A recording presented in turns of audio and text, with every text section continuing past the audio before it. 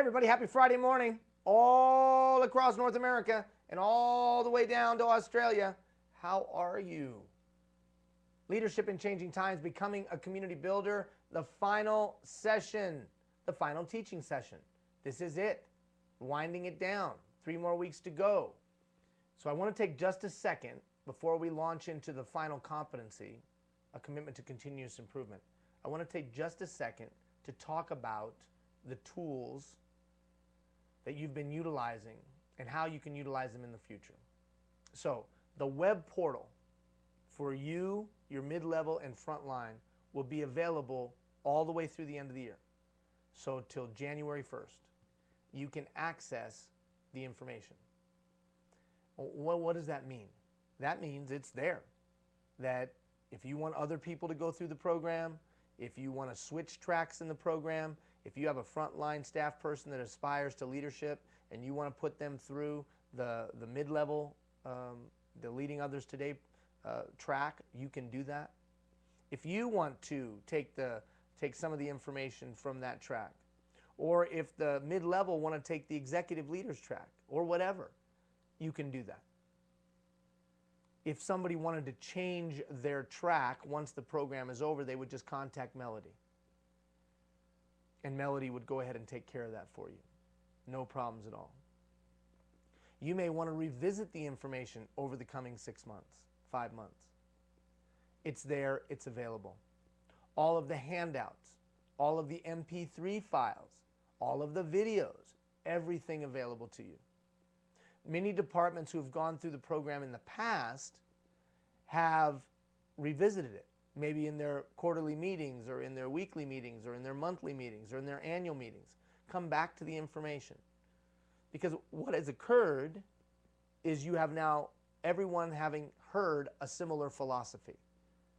You have some consistency in language and concept. And you can play off of that. And that was what it was meant to do. So it's available to you. Now, how ironic that our subject matter today is continuous improvement when I've just told you that you have a tool that you've already paid for that you can utilize into the future to continuously improve. And a little secret. Let me tell you a little secret. You know what I'd do if I were you? I'd go in and I would download all those videos. Download the FLV file and hold on to it so that you don't just have them till the end of the year, but you have them forever. Well, how come we can't just have them forever? Well, just because of the the status of APWA and nonprofit and so on and so forth, and I don't know why. But for whatever reason, we can't let you have it into perpetuity. But what I would do if I were you is I would download all the material, I would download the MP3 files, I would download the video files and burn them to a disk, and you've got your own training, and you're done. And you got it. And you can continue to revisit it and revisit it and revisit it and revisit it. Okay? Please utilize it. So now let's segue into the final competency. Let's look back for a second. We said that we were in changing times. You agreed and I agreed that we're in changing times. You agreed and I agreed that the ways that we've done things in the past may not be effective if times have changed. So we agree we're in changing times, and we agree that the potential, at least the potential is there, that the way that we've done things in the past probably won't apply today. Now, you and I both know it's more than potential. It's the reality. The reality is you can't do things like you've done them before for a lot of different reasons, but primarily because things have changed. So if things have changed, then what are the leadership approaches that we need today? And that's what we've been walking through. We call them competencies. And we talked about being an agent of change, knowing how to change things, knowing how to change yourself, knowing how to change your department, knowing how to expand your sphere of influence as a community builder. That this concept of a community builder was about you understanding budgets, you understanding roads and bridges, you understanding water, you understanding engineering, facilities, fleet yards, those kind of things. But the next step was to be a community builder. And your role as an executive leader, unlike all of the other tracks, one of your roles was to be an advocate for the profession and for the professionals. Not just so that they can get good benefits and wages, but so that people in your area and in your region understand the vital nature that infrastructure plays, and that we can't have a free society without you. And are you fulfilling your role as a community builder? Both literally and figuratively, are you community building? Are you building consensus across all stakeholder groups? Are you the collaborator, the convener? Are you the agent of change? Then we talked about, to do that, you better have great systems. That as an executive leader, you're all about the systems. And whether that's a system for motivation, or whether that's a system for gathering thoughts, ideas, and concerns, or whether that's a system for time management, whatever the system is, that the only way to take on the challenges of today that are multifaceted, too complex, and of which we do not have enough resources, time, or energy available, that the only way were quality systems, and that the 21st century would be ruled by the systems thinker. Then we talked about being a catalyst for responsibility. That somehow I got to get other people to take on a little bit more when I'm challenged with doing more with less. And then finally, we talked about planning. And that's what we've been talking about for the last 3 weeks. Look, that planning thing may sound trite. Oh, got to have an effective plan. That's obvious. But I stop and I say to myself, how many people don't have effective plans? A lot. Well, that's not true. There's great plans out there. Then how come all of these problems aren't getting solved? Right? I mean, if there were such great plans and people bought into them, then how come we're not solving our problems? Clearly, they're either not great plans or people aren't buying in. Well, what's the solution? The engagement approach to planning. So using the planning exercise and vehicle, not only to gather information to build great plans, but also to gain the buy-in. And we talked about 3 very specific things in that aspect of how do you set up a room, the context that you create, what questions to ask. And in this latest one on Monday, just a couple days ago, we talked about another way to gather information, to facilitate the gathering of information. All right. Now it brings us to the last week, or the last 3 weeks. How do we sustain this? How do we continuously improve? Now, you've gone to that workshop. I've gone to that workshop. Some of you maybe have instituted a continuous improvement strategy within your organization. But most times, as you look across society and you look within organizations, most times you don't see people, organizations, institutions, communities, or nations continually improving, renewing themselves regularly. Renewal, renewal, renewal. Exhibiting the aspects and the attributes that the times require. And then as times change around us, renewing ourselves, or renewing our department, or renewing our institutions, or our community to meet the demands of the day. Usually, it's reactive. It's a reactive mindset. Your wife tells you, you better get in a little bit better shape. Maybe she makes a couple comments here and there, or your husband does the same. And the next thing you know, you start thinking to yourself, I probably should get in shape. Or you have a couple of run-ins with some people and you think, oh man, I probably should check my attitude. I'm always amazed that it takes the second DUI for the guy to realize he's got an issue. Or the second divorce for the gal to realize she has some attachment problems. Or the second kid going through rehab for people to realize maybe we weren't the greatest parents. So usually, continuous improvement is forced through direst need. Haydn, the great composer, said, we are what we are out of direst need. That when the pressure's on, we're then forced to improve or die, figuratively or even literally speaking. Well, somewhere along the way, that flipped. And somebody said, well, wait a minute. Why am I waiting for the pressure for us to improve? Why am I just not proactively improving, renewing myself continually? Now, what's funny is we thought that was an epiphany in Western society. But there was other societies that already got that. Well, who was the guy that helped plant those seeds into the United States and North America? This is a guy named Deming. the father of continuous improvement, if you will, or at least the guy who brought it over. Well, over from where? Well, here's the funny thing. This guy named Deming, he was a futurist, a lecturer, a business leader, a statistician, a philosopher, an educator, a business guru, Deming. And after the end of World War II, the United States government calls this guy Deming, and they're like, hey, our W.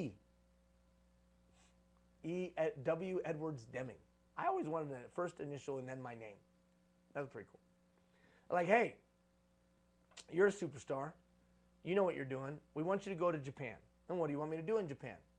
We want you to help rebuild the manufacturing sector in Japan. Okay, why do you want me to do that? Because we've got to rebuild this nation. Because if they're not rebuilt, problems could happen down the road. So let's get this thing rebuilt so that they can be a viable member of the global community. So Deming heads over. And he's looking at the manufacturing sector. He's looking at the assets that can be built upon. Not just the physical assets, but more importantly, the intangible assets, the cultural assets. What assets does this country have at its disposal, these people have at their disposal? And you know what he came across? He came across this thing called Kaizen, whatever. Now, my wife speaks Japanese, so she always corrects me and tells me I say it wrong. So that's fine. Whatever. Kaizen, whatever. I'm not being disparaging. I'm just saying, okay, I don't pronounce it right. But the concept was this. It was a cultural concept. That there was honor and nobility in continually getting better. Of renewing. Of improving. That we don't wait for somebody else to tell us we need to improve. That we improve. Just as a natural part of who we are. As an individual and as a people. Well, Deming was like, hey, that's pretty cool. Imagine if you took that concept and applied it to the business world. So instead of waiting for customers to complain about quality, you were always improving quality. And instead of having suppliers complain about delivery times, you were always trying to improve delivery times. Yeah, but no one's complaining about delivery times. That's true, but for us to compete, let's try to get better at delivery times anyways. And everybody was like, wow. Think about how that could transform. Think about our competitive advantages. So the funny thing about this Deming guy was that I'm using my computer today. The funny thing about him was most people regard him as having more impact on Japanese manufacturing and business than any other individual who was not of Japanese heritage. This guy Deming. Then what did he do? He came over to the United States. And although he was a hero to some degree in Japan, it wasn't until after his death that he really took hold. Now, he did bring some of his ideas and principles to the manufacturing industries of the United States, car industry and others. But after his departure from this world, as happens oftentimes, everybody realized the guy was brilliant. The father of continuous improvement. So, this idea, this concept, that I don't need someone else to tell me, and I don't need someone else to tell us that we should get better. And that I'm committed to getting better. If the sun comes up, I'm going to work on getting better. If the clouds, I'm going to work on getting better. That it's just a part of who I am. Now, what's the competitive advantage of that if you're in business? And more importantly, what's the advantage of that if I'm serving the public? If I'm serving the public, if the public can count on me to every morning when I wake up be working to serve them better, and that our infrastructure will continually be better. Well, that's not the case today. I didn't say that was the case today. I just said, what if? Imagine if. Imagine if we had that. Do you think that people would trust their institutions of government to a greater degree than they do today? I think that they would.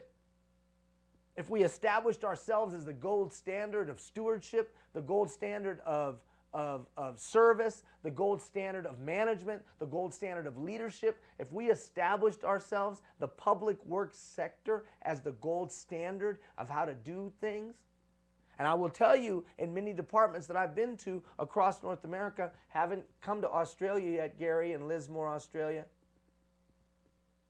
but come on down. I'd be happy to come on down. I'm kidding. As I travel, there are pockets of excellence, no doubt. There are pockets of absolute excellence. But do we see that consistently across the board? I don't know. You have to answer that question. So if continuous improvement is so brilliant, if it's so enlightened, if it's so awesome, then why doesn't it happen? Why doesn't it happen? Well, I think it's important before we can to have a discussion about instilling a commitment to continuous improvement in our toolkit, in our organization. An executive leader has to understand why it doesn't happen so that they can create strategies to overcome those challenges and those barriers. The number one reason continuous improvement doesn't work is because it's dressed in overalls and looks like work. Because it takes work to continuously improve. Because you're tired at the end of the day, so you don't read the book. You're tired in the early morning, so you don't go to the gym. You're fatigued by life, and so you don't continuously improve. And that's the same reason why we don't have systems and processes in place to continuously improve within our departments. That's why we don't have systems in place to gather thoughts and ideas and concerns, prioritize those thoughts, ideas, and concerns, and then deploy the best of those thoughts, ideas, and concerns. That's why we don't have systems in place for the soft skills development. But at the end of the day, it's all about leadership. The number one determining factor of a successful organization is leadership, and not just at the executive level, but at all levels. The number one factor to building a great, thriving community is leadership in all sectors, in all silos, at all levels, period. Don't believe me? Read Gordon's work on leadership. That's his book on leadership before he died back in the 90s. Phenomenally. And what did he talk about? He said this. He said, you know what, at the end of the day, it's going to be about leadership. And you know what I want to say back to him? He's now passed on. That's not a revelation. What's your point? My point is, we don't have time to develop leaders. That's why we don't improve. Because it's dressed in overalls and looks like work. Why else do we don't improve? Well, I think one of the reasons we don't improve is because we don't intentionally create processes and systems to do so. Because if it's not set in stone, then it probably won't happen. Remember, systems either organically grow up or intentionally developed. And what system? A sequence of actions. What's a plan? A sequence of actions. So a system is various parts aligned to achieve a common goal or achieve a stated goal. What's a plan? Action steps aligned in the most logical way to get you to that outcome. Isn't it funny how they both coincide or they both intertwine? So one of the reasons that we don't develop bench strength or we don't have a culture of continuously improving is because we don't have systems in place.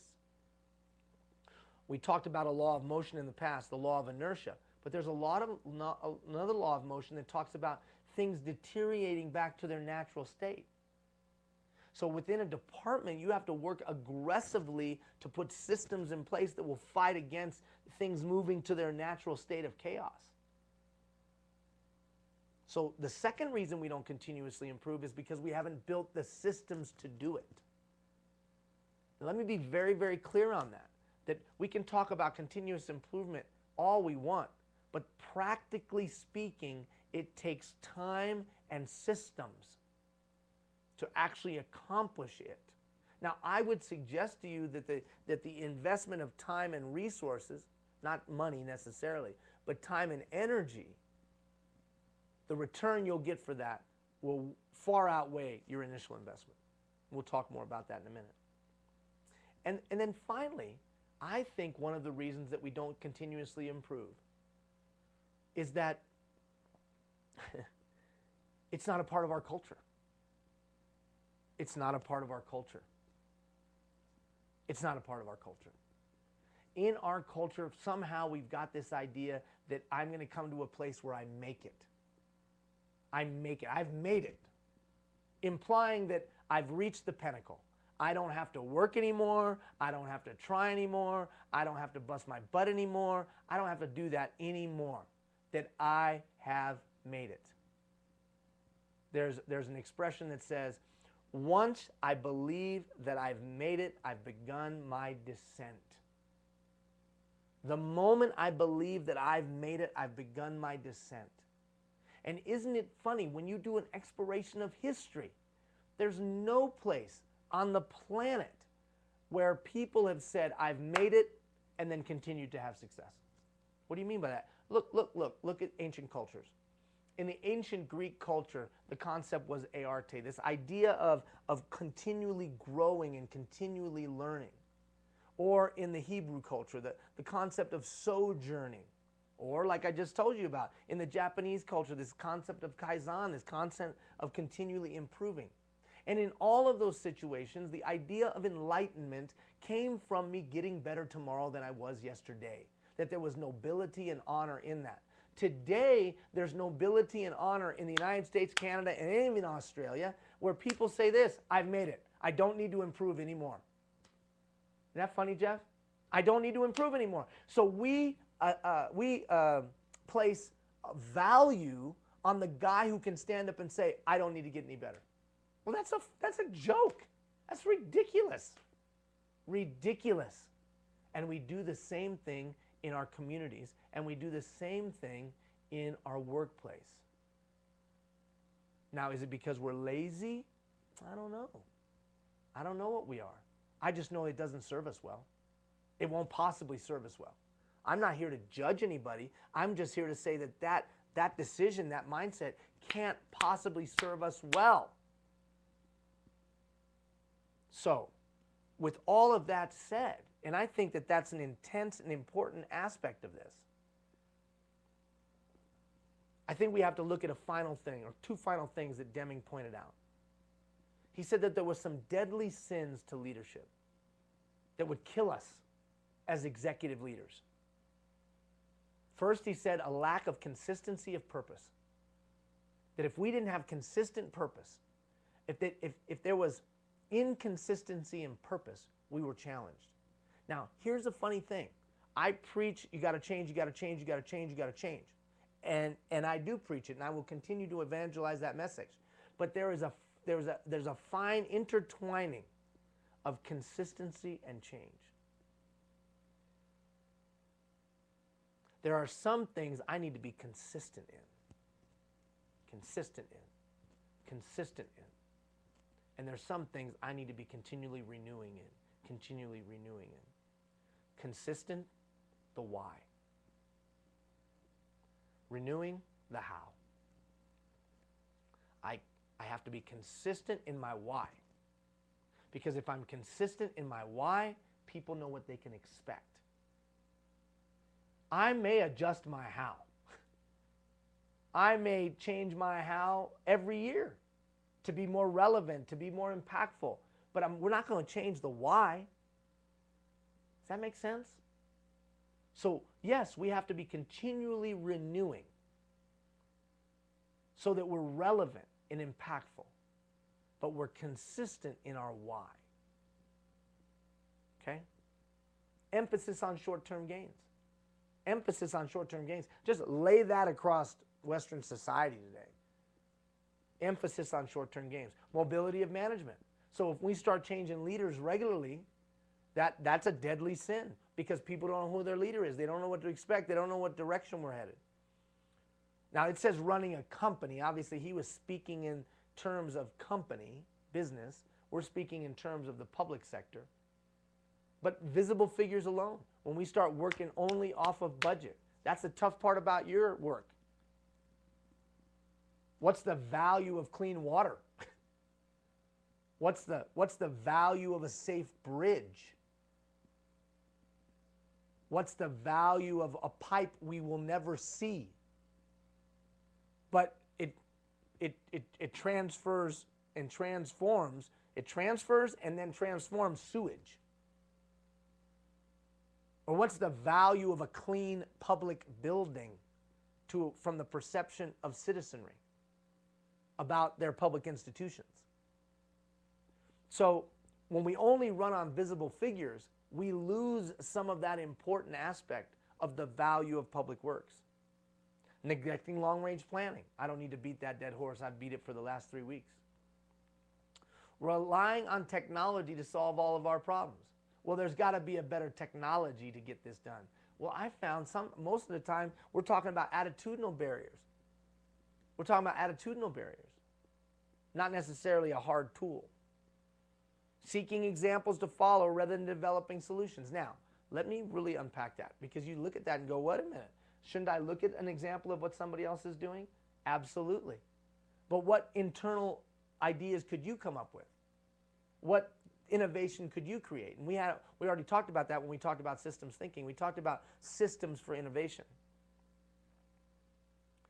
Excuses, such as, well, but our problems are a lot different than what you're talking about.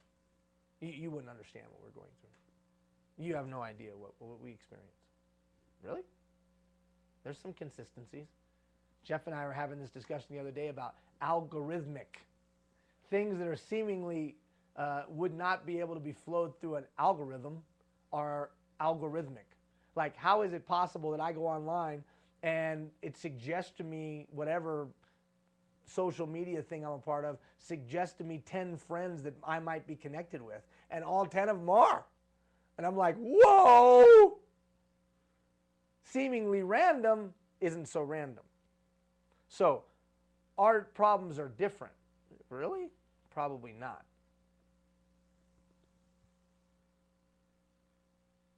Reliance on quality control departments rather than management, supervisors, production workers. So he was talking it in the business context. Let's talk about it here. Outsourcing training to the human resources. Outsourcing development to somebody else. At the end of the day, it's my job as the leader to develop my people. At the end of the day. Placing blame on workforces who are only responsible for 15% of mistakes, where the systems desired by management are responsible for 85% of the unintended consequences. So we blame employees, but it's probably the system. No better example of that than you go sit at a restaurant and you wonder why you're not getting your food, even though you see your food right up there in the window. It's sitting up in that where the heat lamps are. You see your food and you wonder why you're not getting your food. And you blame the employee because you're not getting your food. But you know what you come to find? Bad system. The ketchup's over there. The mayonnaise is over there. The pickles are over there. And she's got to go to 7 different places, or he has to go to 7 different places to grab everything necessary to serve you your food. Well, that's management's fault. Now, before you judge that restaurant manager, let's look at ourselves. How much of the performance of the people furthest away from you is because you haven't trained them properly, or because you don't have the right systems in place, or because they don't know the expectations? At the end of the day, I've used that now twice. I got to stop using that. So is it you or is it them? Well, Deming made the point that it's you. That 85% of the time it's executive leadership's problem, not the problem of the individuals out in the field. Relying on quality inspection rather than improving product quality. So what he's saying there is that relying on quality inspection, what does that mean? Are you saying we shouldn't check on things? No, I didn't say that. He said relying. See, it's a mindset. I'll check it to see if it needs to be improved. I'll always be improving it, whether it needs to be improved or not. That's 2 different mindsets. Are you continually evaluating how we can get better, creating and innovating? Because if you're doing that, when things get wacky out there, you'll be more prepared. And whether that's you personally or your organization. There are some organizations, when this whole thing came down over the last few years, budget cuts and railing on public servants and all that stuff, they weathered the storm pretty well. Now, that didn't say it wasn't a little bit of a bumpy ride, but it was fairly smooth. And I could state you department after department that I know of that it was like this, as opposed to like this. Why? Because they had already had this mindset of constantly getting better, constantly getting better. All right, let's look at this self-survey really quickly. So the commitment to continuous improvement is the competency. Practice is ongoing personal and professional growth and development. I have and practice an ethical code of conduct. I have a healthy life, a balanced mind, body, and spirit. I'm able to articulate my personal values. Now, why are those first three things so important? Because they act as the true north. They act as a true north. They're your decision maker. They're your litmus test. Here's what I stand for. Here's what I am. Here's what you can count on from me. And they're the beginning place for continuous improvement. I have a plan to develop and establish organizational code of conduct and core values. So then that emanates from you as the leader. Because I have some things that I stand for, we're going to create some things that we stand for. I know the important role that that plays, and so we're going to all get involved in that. I have a plan in place for the development of my greatest asset, my people.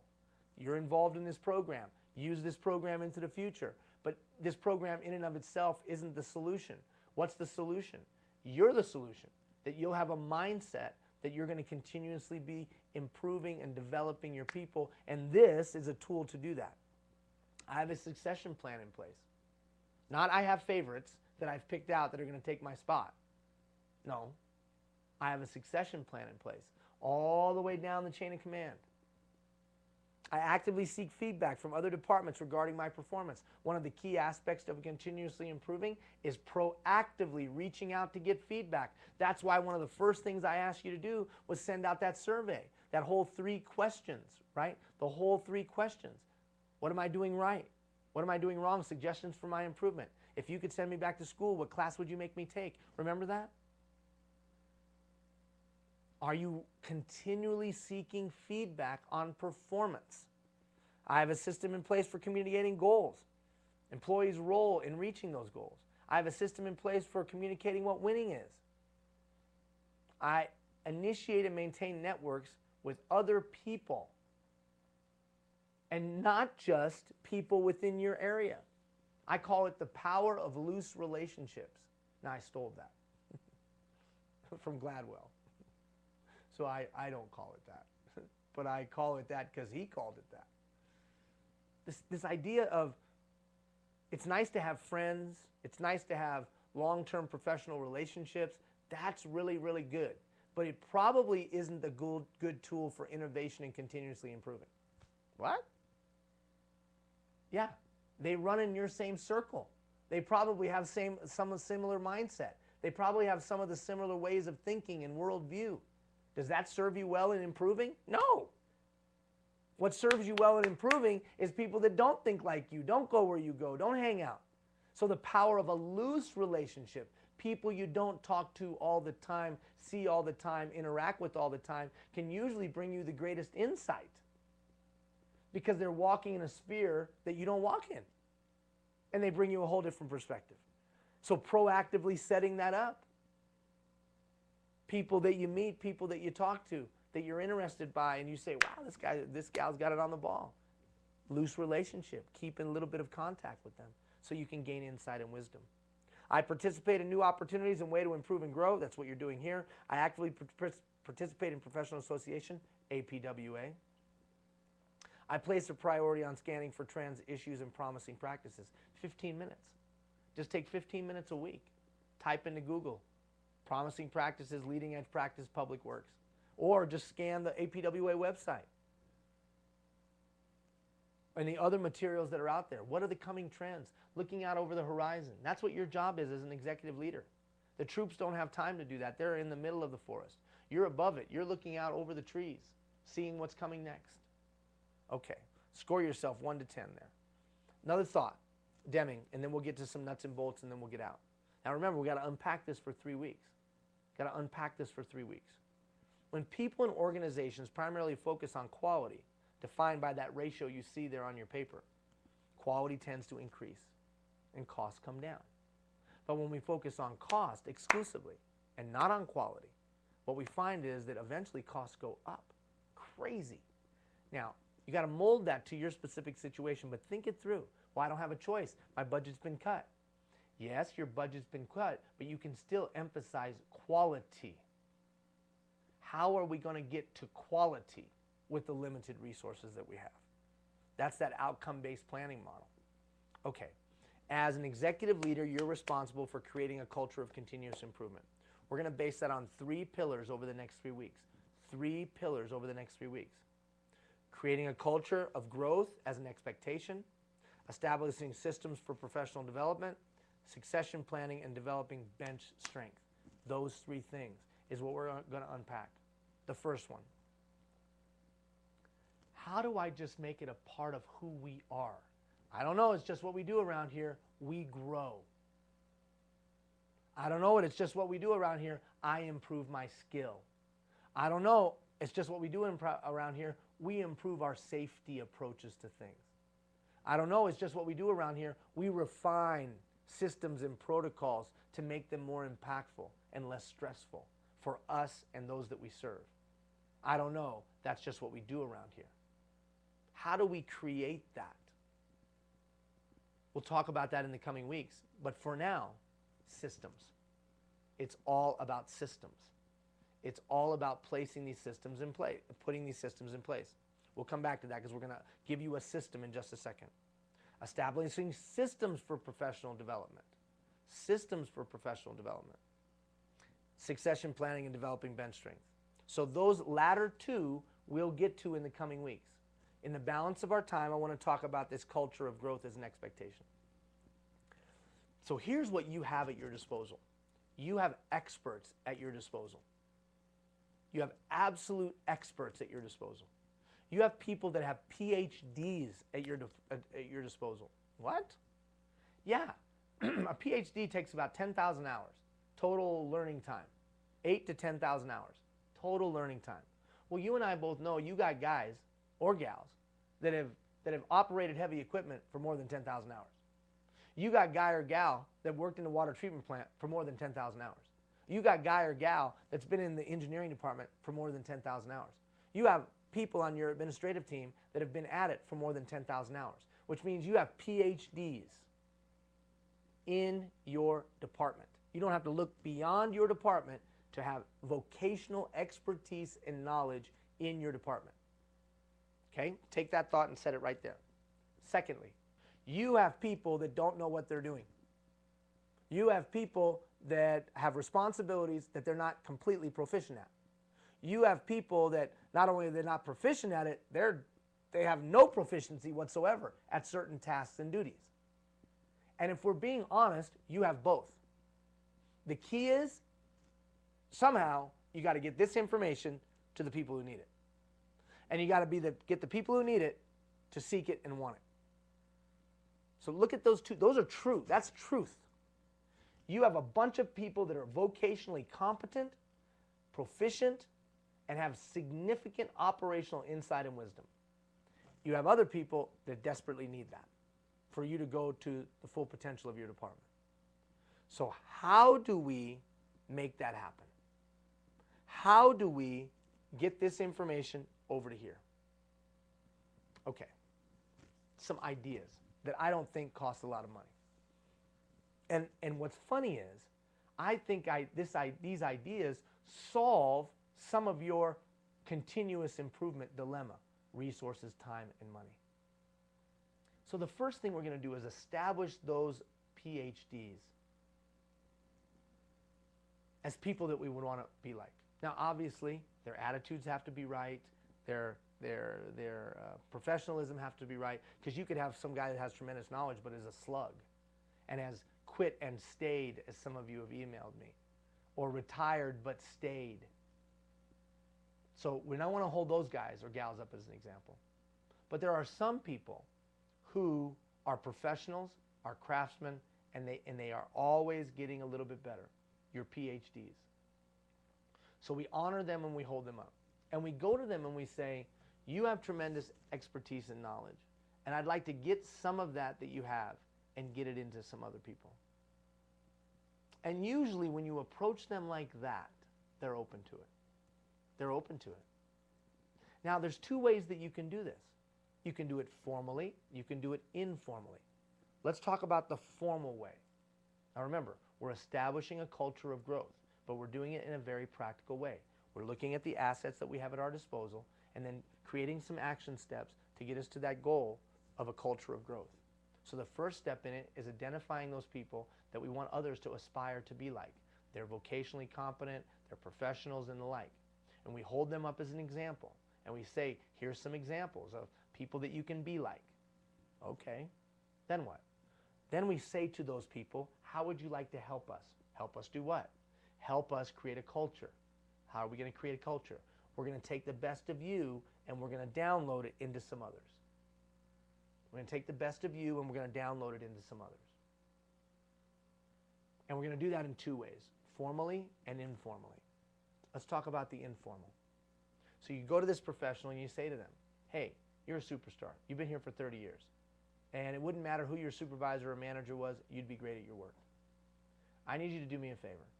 I need you to take one person at a time and spend some time with them. Well, how much time do you want? Maybe once a month, twice a month. I want you to sit down with this person. I want you to have coffee with this person. I want you to build a relationship with this person. And I want you to take your philosophies and your insights and your wisdom, and I want you to pass them into that person. Would you be willing to do that? 8 times out of 10, they'll say yes. Now what about the person? The person that needs the insight, the wisdom, and the like.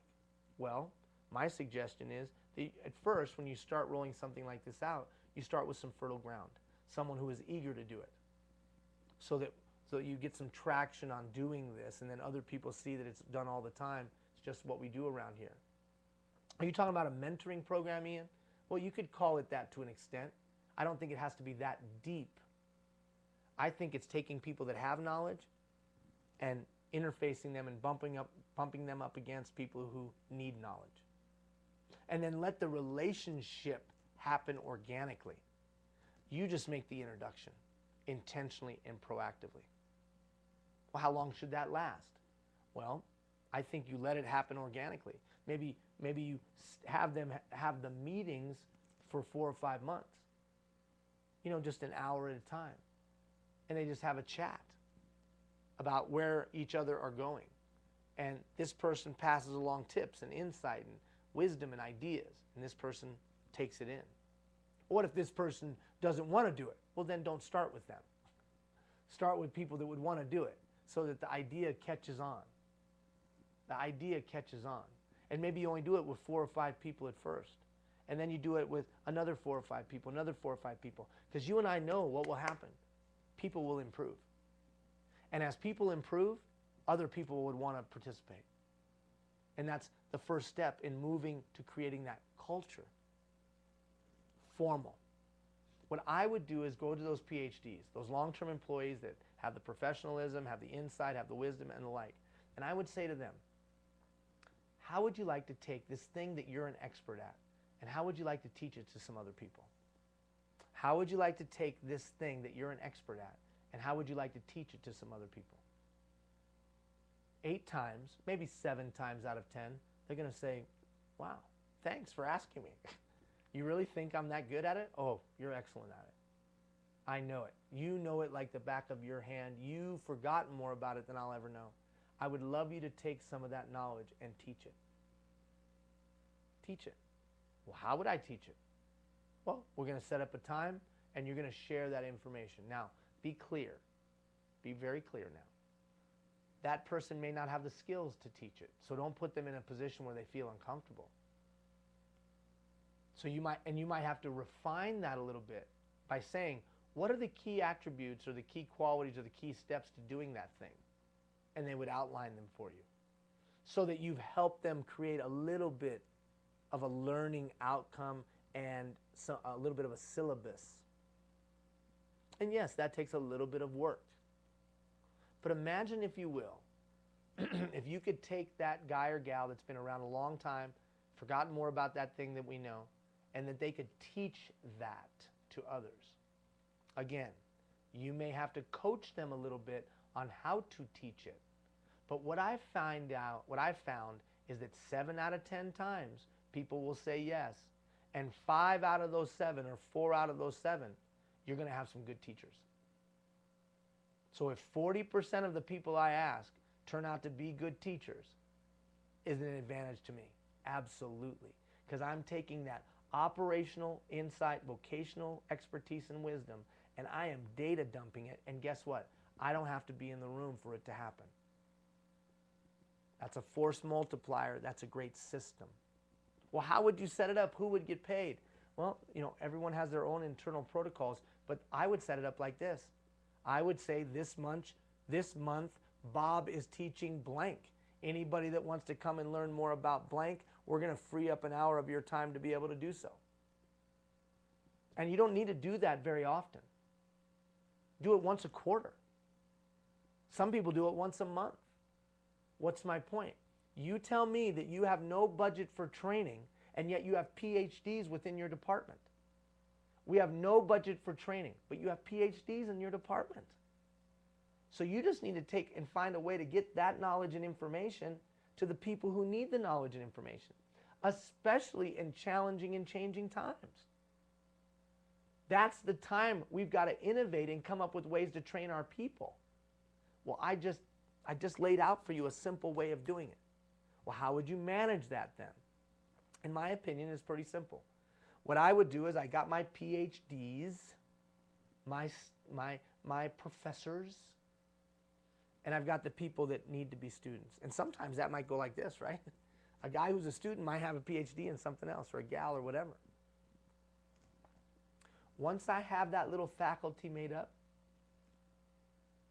once I've identified who needs to do the learning, then I'm going to deploy it. But I'm going to make sure when I deploy it, the first ones I deploy have got to be highly successful, because people will be looking at it with a little bit of a jaundiced and jaded eye. So the first 5 people that go through your mentor program, although I wouldn't call it that because it comes with all kinds of separate connotations, but the first few people that go through your informal conversation program, where you take people with expertise and pass it along to people who need expertise, I would make sure that the first 4 or 5 are eager and excited and have bought into the idea of being the first, and that you can almost guarantee that they're going to be successful. The first 4 or 5 people that I would pick to teach a more formal class, I would make sure that they really are on the ball, so that you come out of the gate in both the formal and informal with some initial success.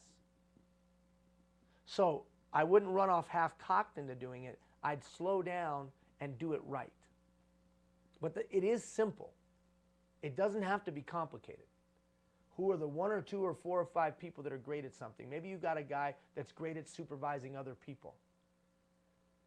Help him develop a curriculum by asking him some questions. How come you're so good at supervising people? What do you think are the keys to supervising people? What do you do on a daily basis to build relationship with your people? Blah, blah, blah. And the next thing you know, he's got a little checklist or a little syllabus that he'll be able to speak to. Or, how come you're so good at paperwork? How come you're so organized? You detail everything out. Do you have any tips or ideas? Boom, boom, boom, boom, boom. And then they teach that. Now, I know of some departments that do this as kind of a brown bag series, that once a month there's somebody internally that's a featured speaker. And they got, 2 or 3 months to prepare, and they get themselves ready, and they talk to the group. And people come, and if it's something that's more of a global conversation that would have applicability across all lines, then maybe a lot of people come from different subgroups or sub-departments or divisions within your department. If it's more of a very specific vocational and operational, maybe it's just a small group that he's speaking to or she's speaking to.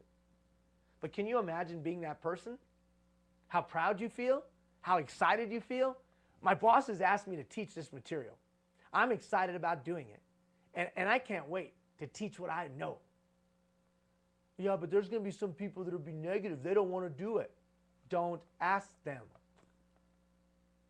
And if they respond negatively and say, I don't want to do that, don't guilt them into it. If they don't want to do it, they don't want to do it. But watch this. Eventually, after they've seen more and more people doing it, they'll not want to be left out. They'll want to be the professor too. And that's how you create culture. You get some early victories. You strategically pick the people so that you know that it'll have a little bit of success. And then from that little bit of success, you start to establish a culture of growth. It's just what we do around here. We have these monthly little brown bags where someone internally who's an expert at something teaches it. And then the next month, somebody else is teaching it. And even though we have a reduced budget, and even though we can't go to conferences, and even though we don't have money, we've taken the operational expertise and vocational knowledge within our department, and we've created systems and processes, both formal and informal, to share that information, to rise the professionalism and vocational expertise of our department, through our department, with our department. Why? Because you're an executive leader. And you find ways to win. And you're not making widgets every day. You're not making widgets every day. Thousands upon thousands of people, citizens from cradle to grave, count on you and your department to be awesome. One of the keys to being awesome is continuously improving. And the only way to do that is to set up some systems. Now, the system that I just shared with you is about as rudimentary and simplistic as you could possibly come up with. You couldn't, Jeff, you couldn't be any more simplistic. It doesn't have to be complicated. It just has to be effective. You have PhDs within your department, people who have tremendous insight, wisdom, operational expertise, and knowledge. You have people that need it. How can I get this to them? How can I get this to them? If I can get this to them, there are some obvious impacts and there's some unintended positive impacts. Pride, relationship, trust, bonding, team building, I mean, on and on and on. The obvious, skill development, operational development, or operational betterment, on and on. There's a lot of things that can come from this. Now, in the weeks to come, I'll unpack it again and give you some information and bullet point it out. But I just want to introduce it. And the idea is this. I got experts and I got people that need expertise. How do I get them together? Now, what's funny, from that flows systems for establishing professional development as professional development systems. From that flows the development of bench strength. Final thought as we kind of start to wrap up a little bit. Isn't it funny? Those cultures that I mentioned, there was a mindset of the passing on of information. In the Greek system, you had Aristotle and Socrates and these boys. You had a guy that taught and kids that listened. And then they brought them underneath their wing and they walked with them over a period of time. The same was true in the Hebrew culture. The same is true in the Chinese and the Japanese culture. You know, I'm a big fan of karate movies, right? And you have the Grandmaster. And I follow the Grandmaster. And I learn at the feet of the Grandmaster, right? Well, what's funny is you have Grandmasters. And somehow we just got to get people back into the mindset of learning from the Grandmasters. My Grandmasters are a pain in the self-bleep because they're just crusty and jaded and then don't use them. Well, but my kids, the professionals, they don't want to learn from anybody else. They think they have all the answers. Don't start with them. So start with Grandmasters that want to teach and start with people who want to learn to get initial traction. So isn't it funny that we have gotten to a place of self-made, I don't need anybody else, I'll do it on my own, so on and so forth. And those other cultures that have continuous improvement as a part of the way they do things, they would say that that's foolish. You need wisdom, you need insight, you need expertise. Now, all I'm saying is this. All I'm saying is you got some people with expertise, you got some people that need expertise. How's that transfer of data going to occur? And as you start to do that regularly, both formally and informally, then other things start to take care of themselves. Bench strength inherently will be developed. systems for professional development will, if nothing else, organically grow up. Okay. We got 3 weeks left. We got 3 weeks left of talking this stuff out. We got 3 weeks left. If you haven't picked out your one thing, pick it out. You still got 3 weeks left. Follow up with your people, asking them as they wind down the program. As they wind down, they're coming to the end. They got a week, week and a half, whatever it is to go. They're winding down. Ask them, how did your one thing go? So you can celebrate their success. Now, when you're done, we're going to send you some reports. Send you some reports, some final reports on your people, how they did and how they participated. We're also going to send you a certificate along with that. Now, you can do with that as you will. Some departments give out the certificate, celebrate achievement. Other departments don't. That's up to you. But we're going to give you the template of the certificate, and we're going to give you the information. You can use it however you want. A commitment to continuous improvement, practically speaking, boils down to what? You understanding why people don't improve, and then taking steps to overcome those, and then establishing systems and processes to take the operational insight and vocational wisdom that you have at your disposal and pass it on to those who need it. The impact will be significant. Thank you for your time. 3 weeks to go. Have a great weekend, everybody.